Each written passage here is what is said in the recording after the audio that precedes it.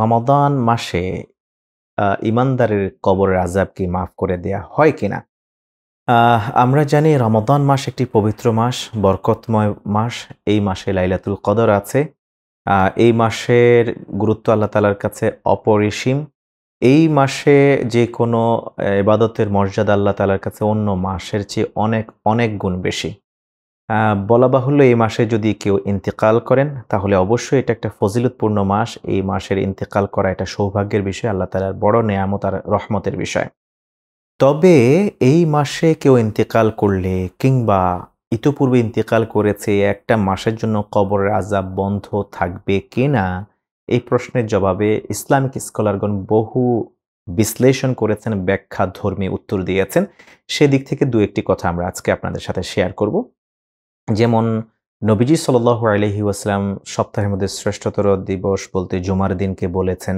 জুমার দিনকে ঈদের দিন বলে ঘোষণা দিয়েছেন। জুমার দিনকে সপ্তাহের শ্রেষ্ঠ দিন বলেছেন। এই দিনে যদি কেউ ইন্তেকাল করে একটি দুর্বল রেওয়ায়েত থেকে বর্ণিত হাদিস থেকে জানা যায় কবরের আযাব হালকা করা হয়, প্রশ্ন সহজ করে দেয়া হয়। মূলত কবরের প্রশ্ন ঈমানদারের জন্য ৪টি, অমুসলিম কাফের মুশরিকদের জন্য ৩টি। যা সহিহ বুখারী, মুসলিমের হাদিস থেকে আমরা জানতে পারি। নবীজি সাল্লাল্লাহু আলাইহি ওয়াসাল্লাম ইরশাদ করেছেন, যখন কোনো একজন মাইয়িতকে তার পরিবার-পরিজনেরা দাফন করে চলে যায়, তখন ৪০ কদম যাওয়া পর্যন্ত তাদের পায়ের আওয়াজ কবরে থেকেই সেই মৃত ব্যক্তি শুনতে পায়। ফায়াতিহি মালাকান, এরপর তার কাছে ২ জন ফেরেশতা আসে। এই ২ জন ফেরেশতা তার ২ বাহু ধরে তাকে কবরে বসিয়ে দেয়। তারপর তাকে ঈমানদার হয়ে থাকলে ৪টি প্রশ্ন করে, মান রব্বুকা? ওয়ামা দীনুকা? ওয়ামান হাযাল্লাযী বুইসা ফীকুম? তোমার রব কে? তোমার দিন কি? এই ব্যক্তিকে যাকে প্রেরণ করা হয়েছে। এই ৩টি প্রশ্নের উত্তর যদি ঈমানদার দিতে পারে, ৪র্থ কোয়েশ্চেন তাকে করা হয়, কাইফা দারাইতা? কাইফা আলিমতা? আইনা কারাআতা? তুমি কোথায় জেনেছ? কিভাবে জেনেছ? কোথায় পড়েছ? তুমি যে জবাবগুলি দিয়েছ। তখন সে বলবে, কারাআতু কিতাবাল্লাহি ওয়া সুন্নাতা রাসূলি।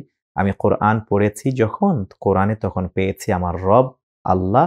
আমি হাদিস যখন পড়েছি আমি তখন জেনেছি আমার নবী মুহাম্মদুর রাসূলুল্লাহ সাল্লাল্লাহু আলাইহি ওয়াসাল্লাম। আর কোরআন হাদিস নিয়ে যখন আমি চর্চা করেছি, দিন মেনেছি, তখন আমি জেনেছি আমার একমাত্র জীবন বিধান, জীবন ব্যবস্থা হলো ইসলাম। আর যারা অমুসলিম হবে তাদেরকে কবরে জিজ্ঞেস করা হবে এই ৩টি কোয়েশ্চেন, প্রথম ৩টি।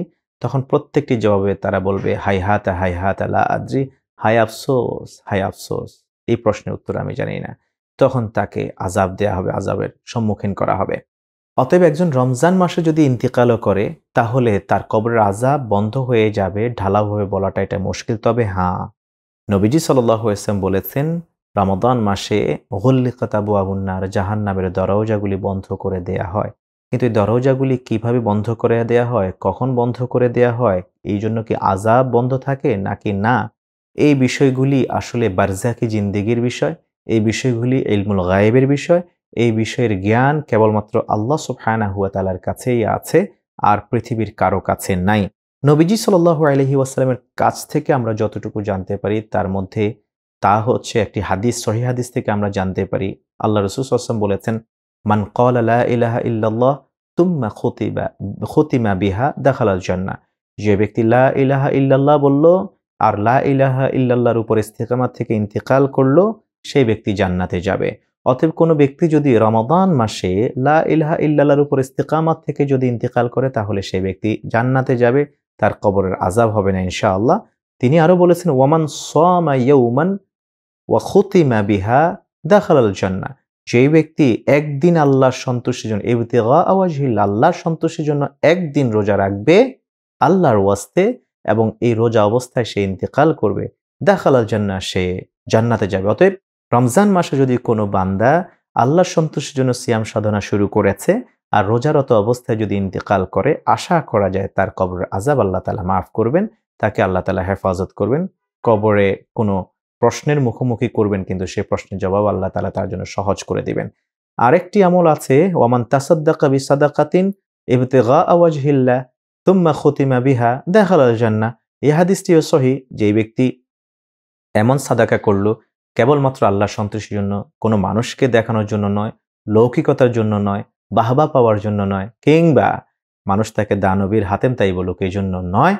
এমনটা দান করলে আল্লাহ সন্তুষ্টির জন্য, আর এই অবস্থায় যদি সে মারা যায় সে জান্নাতে যাবে।